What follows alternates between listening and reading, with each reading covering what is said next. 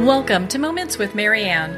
I'm so delighted we're spending this time here today. We have a very inspiring show coming right up with special guest, Officer Steve-Redmond. And he's here today to share with us his story and his nonprofit, Code 4 Northwest. So who do our first responders call when they need help? Have you ever thought about that? I was watching recently an A&E series, Addictions Unplugged, and came across this segment that Steve was so candid in and had to have him on the show. I'm so delighted he's here to share not only his experience with us today, but his hope and also his nonprofit, Code 4 Northwest. So let's welcome to the show, Officer Steve-Redmond. Thank you. Glad to be here. You know, what an honor it is to have you here, and I want to thank you for all that you've done for our communities and continue to do, and for all of your service. I mean, you are the epitome of a hero. Thank you. I just do what I feel needs to be done because of, the issues that are out there and things that are preventable and what I've experienced in my life. And so it's my way of giving back. Well, I'm so glad that we've connected. I came across you on an A&E series, Addiction Unplugged, where it really went into your story. And, of course, we don't have as much time to go through everything here today, but I encourage our listeners to check that out and look at that segment. So, your story, you started in law enforcement in Spokane. I did, yeah. Spokane, Washington. As I was going to college, I became a reserve police officer, and I loved it. But even though going to college and reserve you're unpaid, and I would put in 20 to 30 hours a week working patrol, and just fell in love with the job. And then later on, you went to go work full time with Seattle PD, right? And you were with them. Yeah, I got hired by Seattle in 1992 after I graduated college, tested all around in Seattle. I got hired by them and started my career with them, and I'm still currently with them. So you pretty much worked every aspect in Seattle PD, from what I understand. I mean, you were a DUI officer, motorcycle officer. You did just pretty much everything. Yeah, and that's the benefit of a larger agency like Seattle. I was able to do patrol, field training officer, mountain bike units, the DUI squad, traffic cars. Then I did motorcycles. Now I'm currently the safety officer for the department, and I've been there for about 4 years, and they asked me to kind of take over that spot because it would also kind of free me up so I could do more peer support work with fellow officers within Seattle PD. So as you're going, because you were with, and you still are, but you had a 20-year, you were with the Seattle PD for 27 years, from what I understand. Yes. So during the time that you're doing this, I mean, you're kind of experiencing a lot, and I'd love for you to share with our listeners just what that was like, because I don't think people really understand what our first responders go through when they respond to a call. Well, the whole aspect of what we do is like we are always walking into the unknown. And we always have to have the mindset that whatever or whoever we're dealing with wants to hurt us in some way. And so it kind of puts us in this, what we call the hypervigilance state, where we have to do certain procedures to ensure our safety, but also ensure the safety of people that we're dealing with. And so it just kind of puts us in that mind state. And then the type of calls that we go on and the traumas that we experience may not be our own personal trauma, like an officer-involved shooting, but it's experiencing other people's traumas. And that's called what I call secondary trauma, and in which we're not experiencing the trauma, but we are experiencing other people's traumas, as far as watching, listening to them, looking at it, having to deal with the families, having to deal with the victims, having to deal with that. And so, we see things in our careers that people, regular citizens will never see in their lifetime. And if they do, maybe once, but we see it on a continual basis. And that accumulative effect of these traumas and what we experience in this hypervigilance starts to add up, and it starts to kind of have this cascade effect where you start putting the blocks on top of each other and on top of each other until at some point you just get overwhelmed. Yeah, that place where you get to that overwhelm, I mean, it's like, what do you do then? Because I'm sure many first responders, they don't want to go and talk to a doctor or nurse because then that could affect their job. It could. And in some states, yes, it could have a major impact on their job. So they just have to keep it to themselves, even though they're struggling. And fortunately, like where I work in Washington State, we're pretty proactive here as far as getting the mental health aspect or getting people help for their mental health.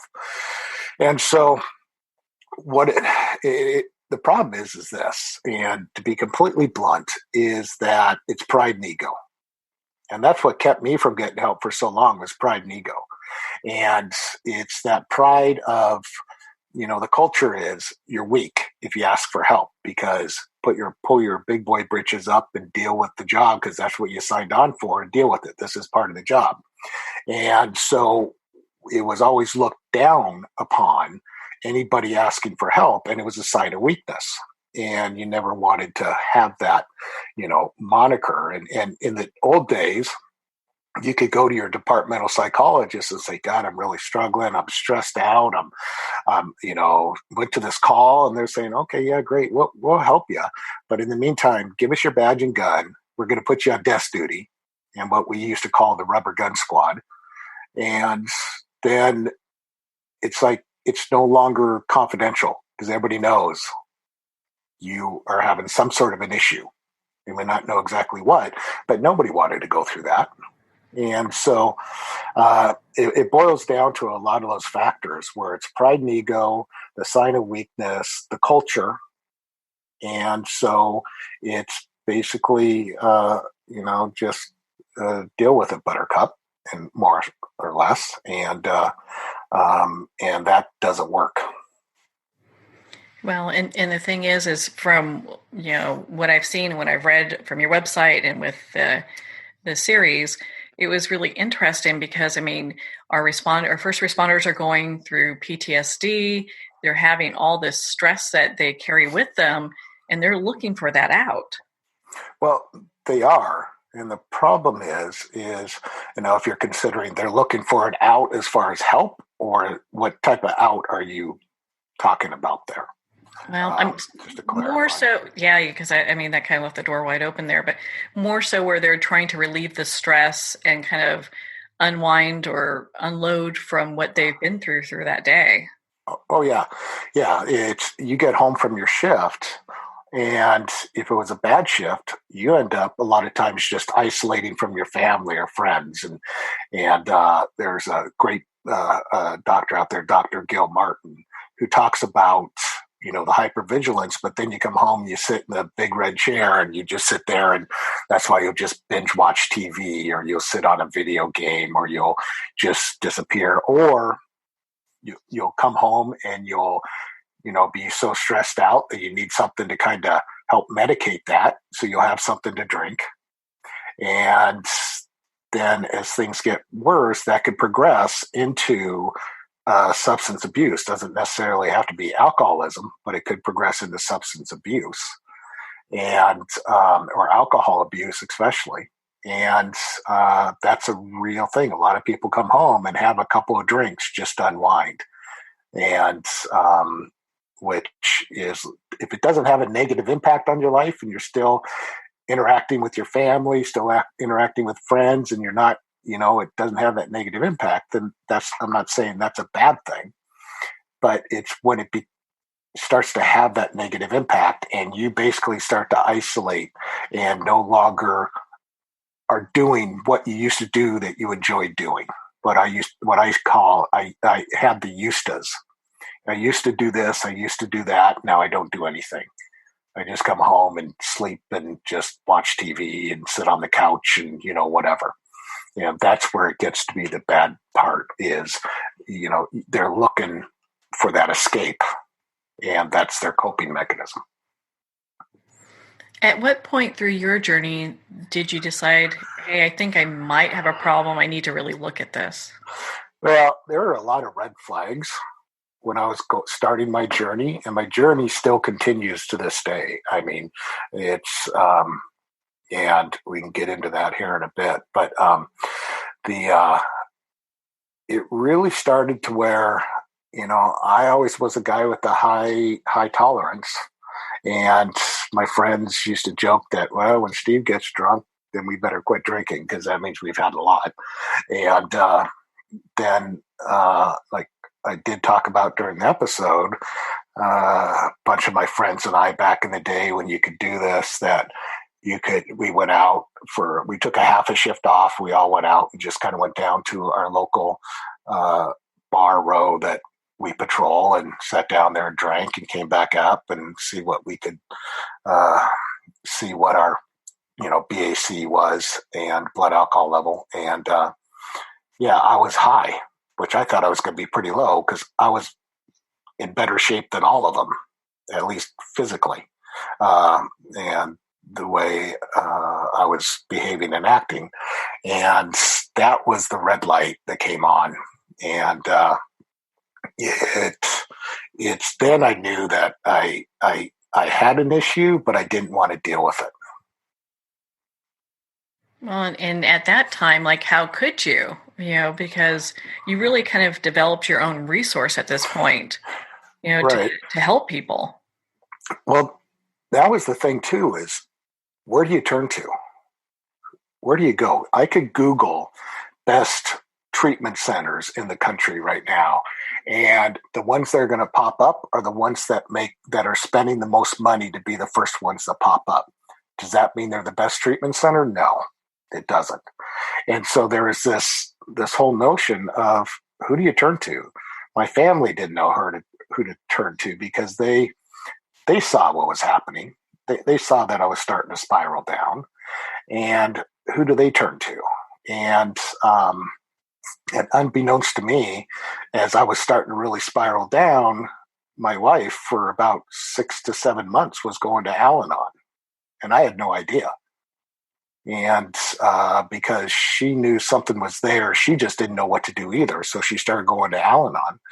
And that is one of the reasons why the organization like Code 4 can be so important, is because we vet the resources. We know the best treatment centers that are out there, and we find the best fit for the person, not based on, we don't get paid by anybody to put anybody into treatment because we're 100% all volunteer. We get no, quote, kickbacks or anything, which is completely unethical.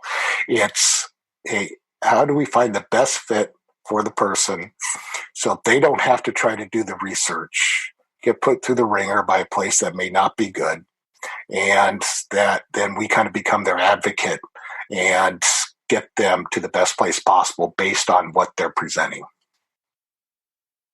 Well, I think that's such a huge resource. And it was heartbreaking listening to your story, but also it provided a lot of hope, and it was really encouraging as well, because, I mean, you had some really dark times. Oh, yeah.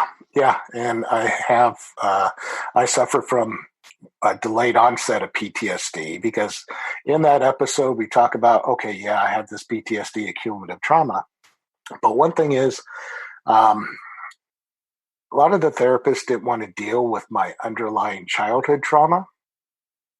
And a lot of first responders who have PTSD have a lot of childhood trauma. Most trauma places that are good trauma or trauma facilities that do good trauma work will focus on 15 years and younger as far as looking at traumas. And I did have a meltdown again because I'm upfront about this, and I speak about this as conferences. I was molested as a kid, and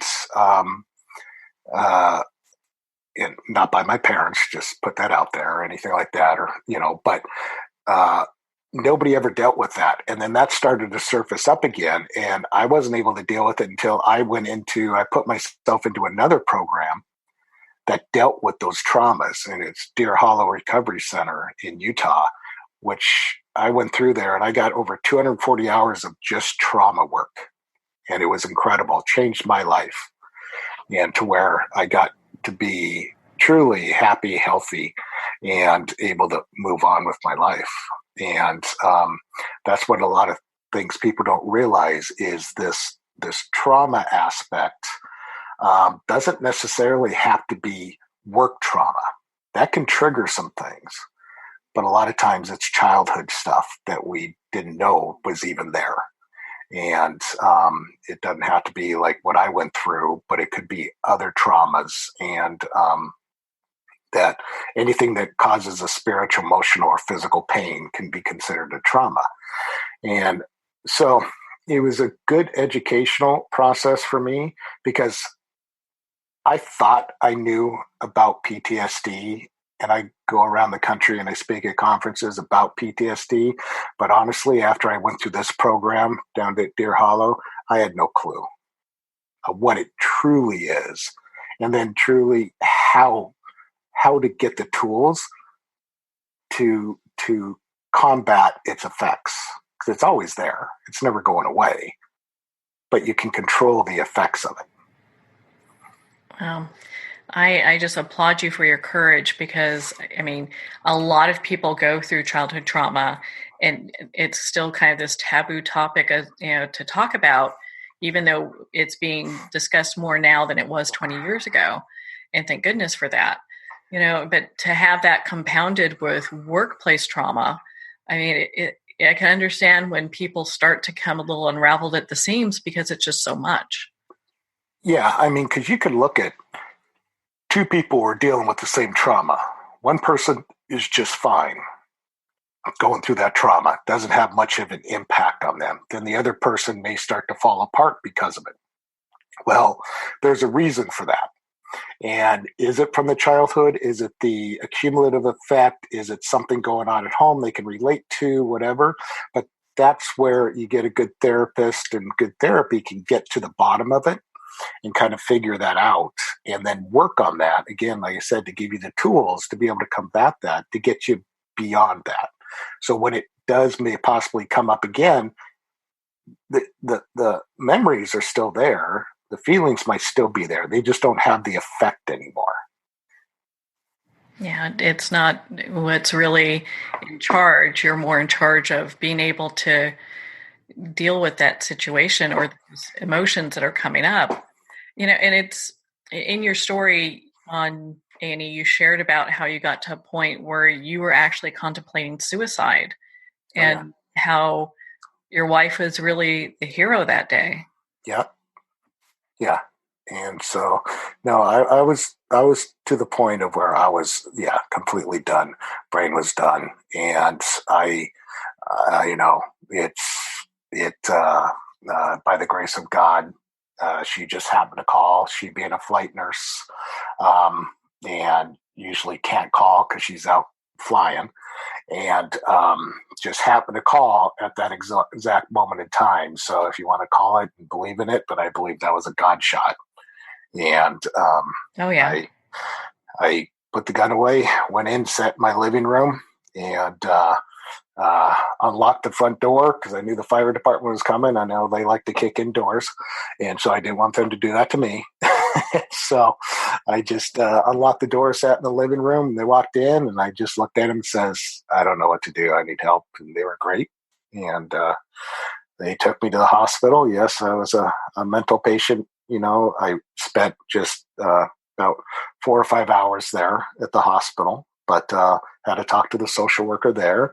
And then a friend of mine who showed up as a therapist, and he got me in touch with somebody who does deal with secondary trauma. So that's how I started on that road of learning about secondary trauma, is because of the people that responded there who, my wife had to make one phone call, and I had 8 people around my bed. And that's why I created the tagline with Code 4 Northwest, one call, a community of support. Is because you make one phone call, we can rally as many people as we need around you. And like I said, in support, not judgment.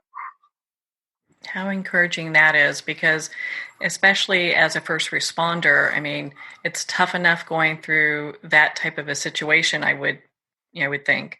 And then not to have the best people there would really be heartbreaking. Well, and it's the whole embarrassment factor, and guilt and shame. And that's a driving force too of what keeps people from getting help is that guilt, shame, embarrassment. I don't want anybody to know I'm struggling. And because in the culture and really across society, if you have another illness, like say MS, people are like, oh man, that's too bad, whatever. You say I got, a mental health issue or I've got an addiction issue, then they look at it in a different light. And that's kind of what needs to change. And so if that's what you're dealing with, that, and it gets treated differently. And so the deal, though, is anybody who I've worked with and I've helped thousands of people who have dealt with addiction or mental health issues, and they take the positive step to improve their life by getting help. I've never seen any negative outcome of it if they're proactive and do it before things get super bad. Mm-hmm. Well, I think anyone, if they were at their place of employment and had this type of stuff show up, there is that level of embarrassment and shame that would go with that, because that's where you work, and I can only imagine that it's even compounded being a first responder, because there's this image that these are the people that we're relying on and they're tough as nails all the time, when they're we're all human. Yeah. I had a smart person tell me one time that pride cometh before fall. If you can't swallow your pride, you're going to go down. And especially when you're dealing with mental health issues such as addiction, PTSD, and people call it PTSD, and I'd like to just throw this out there. It's really, now a lot of people are calling it PTSI. It's post-traumatic stress injury. It is an injury to the brain that can be fixed, but when you put the disorder on it, that sounds worse. And so a lot of the professionals in the field are switching and calling it PTSI. So that's another aspect, because it kind of takes some of that negative connotation away from it in a sense. Stigma. But it truly is an injury to the brain. And so, but it's really, the bottom line is that there's light at the end of the tunnel. There is help out there. The person just has to take the steps to do it. And it's nothing to be ashamed of, to feel guilty about. It's part of our job, honestly. I mean, to deal with post-traumatic stress is truly part of our job. And it's we signed on for it, but it doesn't mean that we have to sit there and just reap the repercussions of the negative consequences that would occur because of the nature of our job and what we deal with. And this goes across the board of all first responders, not just police, but fire and EMS and nurses, especially like ICU nurses and ER nurses and all these people. I mean, it's part of the nature, but there's solutions. I was surprised to hear some of the stats of how our first responders are suffering from, job-related stress so much higher than the general population. Right. And like I said, that's because of the nature of our job. But we're hired on to deal with the worst that society has to offer. And what the general public does not nor should have to deal with. That's our job. And so we see people at their worst moments in their life, and we see the worst things that society has to offer, and it's prolonged. So it's not just 1, 2, 3, 4 years. I'm in my 27th year. We do this job for 20 to 30 years. And so that accumulative effect of seeing these things, it adds up. There's no way around it. It just is. And that's just nature at work and your brain at work. And your brain and all your trauma goes into your amygdala, and your amygdala is only so big. And at some point, the amygdala says, hell no, and starts dumping. And when it dumps, it doesn't dump well. At what point did you start Code 4 Northwest? 2013. We went live October of 2013. And when you started doing that, who do you have manning the phones and being there to accept the calls that come in? So we're 100% all volunteer. And so we have other police officers, firefighters, current, former, retired.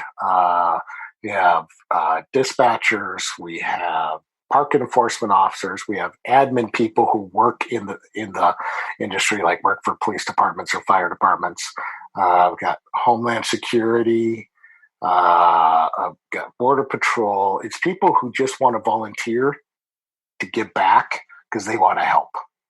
And a lot of these people have gone through their own issues and have recovered. And so they just want to help others so other people can maybe learn from them and be there. And like I said, they're just there because they want to give back and help and hopefully not have people suffer. And like the suicides that occur all across the country, is maybe we can start reducing those. Gosh, that would be a blessing, to give people the help that they need, like you're doing, and also kind of get them to a point where they're not feeling so hopeless. Right. That's not a good place to be in. No, it's an awful place, and I've been there, and you feel like you're on your own little island. You feel that you can keep it together until you can't keep it together, and so it's a hard place to be because bad things will happen. Now, do you have treatment centers all across the U.S. that you work with? I do, yes, and we work with the select number. However, because of my contacts that Code 4 has generated across the country, so if we have somebody that calls and our facilities aren't going to be a good fit, maybe because of financial or or what they're presenting, the contacts I have is we've yet not to be able to find a place for the person to go to. Mm-hmm. And so, the facilities that Code 4 uses, we've been down to visit, have seen them firsthand. I won't refer anybody to a facility, usually, unless it's just a worst case scenario that I haven't been down to, or somebody in my organization hasn't been down there to visit and talk to the clinical staff, see the facilities, see what it is, and to make sure that they're actually saying what they are. And it's not just, fluff that they're telling you they're the best thing since sliced bread. And then we reevaluate if we do send somebody to a place and they have a bad experience. We figure out why that was. Was it the person? Was it the facility? And if the facility isn't up to what they say they will or what they are, we won't use them anymore. Well, that's good. It seems that you really are vetting this so well to make sure that the first responders get the best options possible. Yeah. I truly believe we have, and most of our facilities are on the West Coast since we deal with Washington, Idaho, Oregon, but I sometimes get calls from California, Texas, Florida, what have you, and then we have the ability to place people in other facilities that have been vetted by others that we trust, and they say, yeah, it's good, and they do this and that, and so we always have options to find solutions for people, and that's what we work through. Now, are the calls confidential? If someone needs to, who's a first responder needs to make a call, where do they go? It's 100% confidential.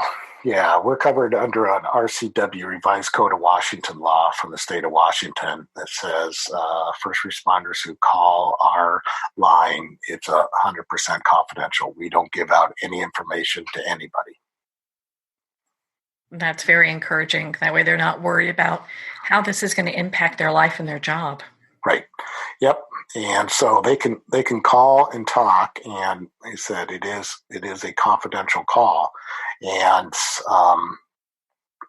they don't have to worry about us saying anything to their agency or what have you, that they can get answers and then figure out. And sometimes I work with them on, if I know the agency and I've had experience with them, then we'll work with them as far as, okay, this is the steps you want to take to help protect yourself. Most places have FMLA and Family Medical Leave Act to help protect them, but some places, are still way behind the times, and people have to be very careful on how they approach things. And we do have HIPAA protection and things along those lines. But the biggest question I get is, how's this going to impact my job? And most of the time when people are reaching out, unfortunately, there's already been some issue at work or something that has triggered this. And so it's a matter of, it's kind of like going out for knee surgery. Most of the time you don't have to tell your agency why you're going out sick. And if you're going in for post-traumatic stress treatment, it's HIPAA protected. It's a medical issue. And so it's you just have to tell them, I'm going to be gone for a while and I'll get a doctor's note to come back. But you should never have to tell them why. Well, that's good. Our first responders deserve to have our support and our protection, especially when it comes to their job and they're looking for help. Yes, agreed. Without a doubt. Where could, if we have first responders that are listening now and they need help, what is a number that they would call? Well, if you're in Washington, Idaho, Oregon, it would be 425, and let's see here, 425-243-5092. And then one thing I'll do here, and then there's a national hotline that does, they do vetted resources, and let me pull them up. I don't have their number, but I'll pull them up here real quick. But they're on Facebook. It's the Institute for Responder Wellness, and they're based out of Florida, but I trust them, and they also vet the resources, especially around kind of east of the Rockies, and they're a good resource as well. And awesome, yeah, good to have resources on both sides of the country.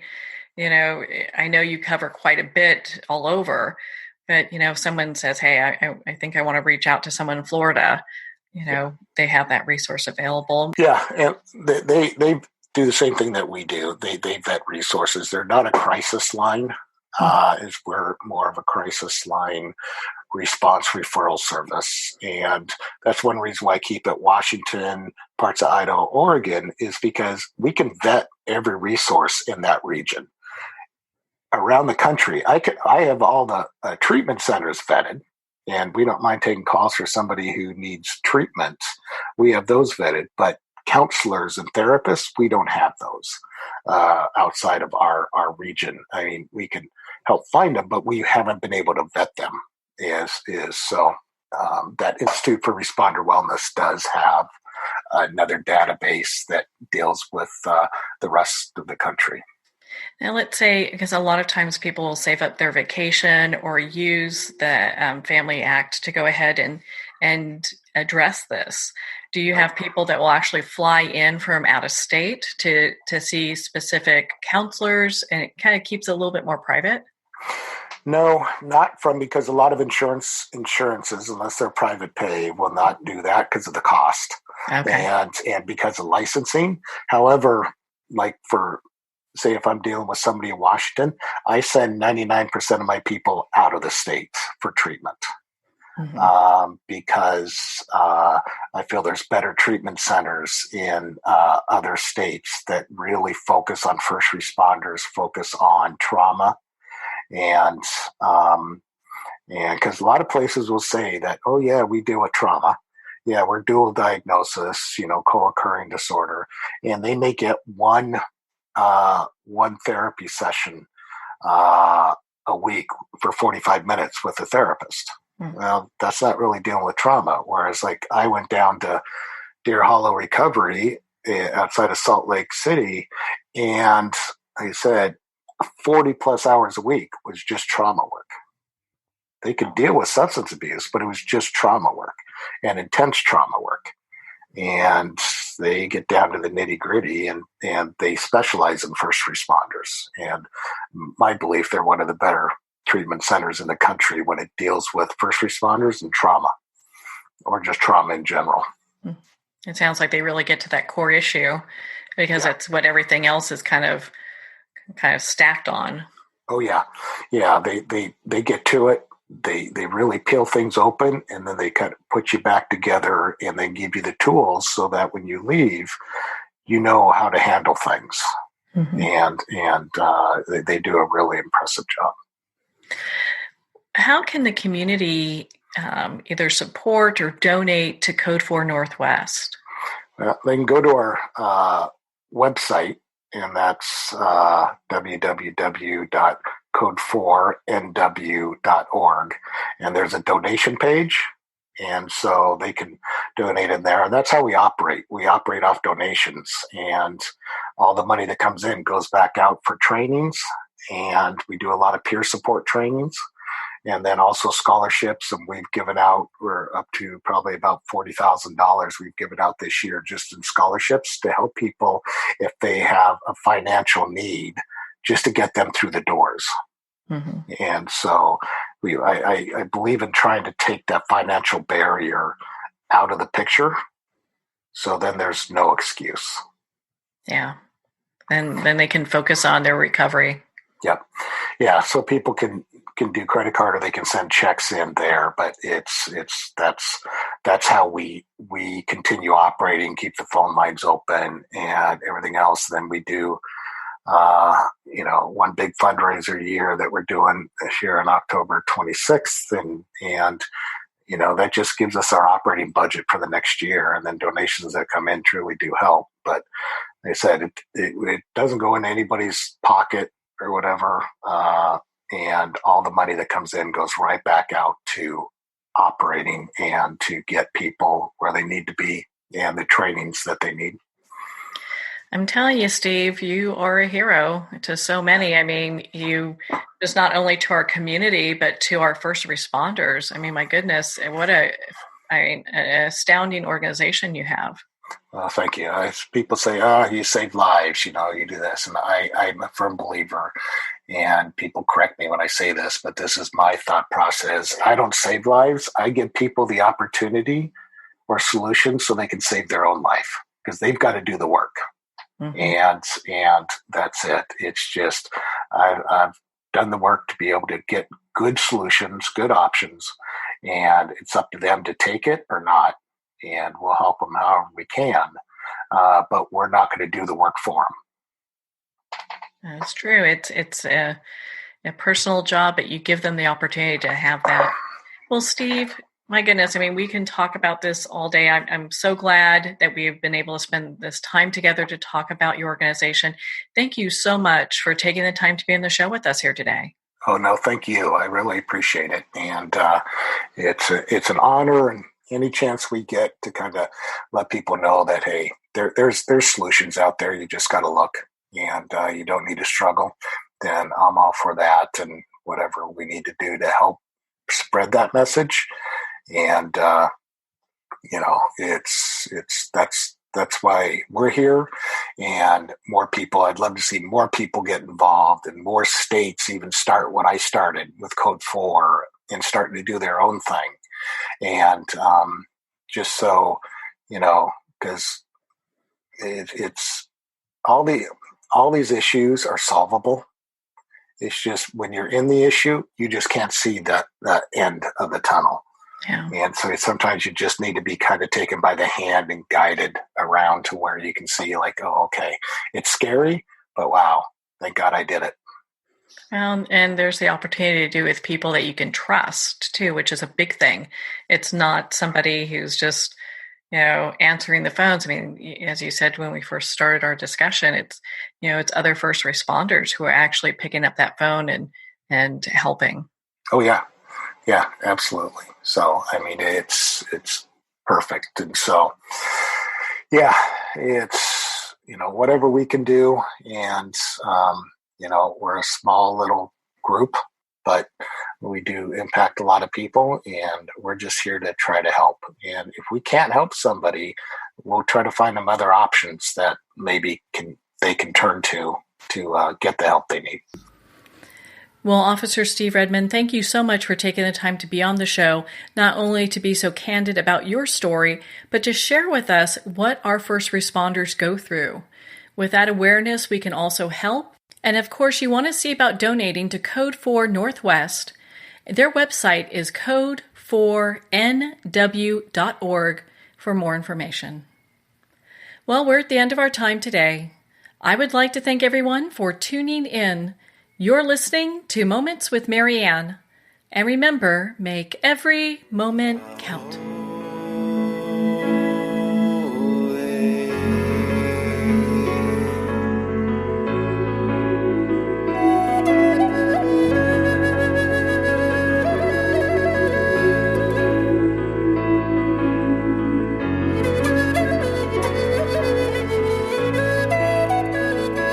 In a single moment, your life can change. Moments with Marianne is a transformative hour that covers an endless array of topics with the best of the best. Her guests are leaders in their fields, ranging from inspirational authors, top industry leaders, and business and spiritual entrepreneurs. Each guest is gifted and a true visionary. A recognized leader in her own work, and while teaching others to develop, refocus, and grow, Marianne will bring the best guest and sometimes a special surprise. Don't miss this. You never know just which moment will change your life forever. Moments with Marianne airs every Sunday, Monday, Thursday, and Friday at 8 p.m. Eastern and 5 p.m. Pacific Time. Make sure to tune in and visit momentswithmarianne.com for more information.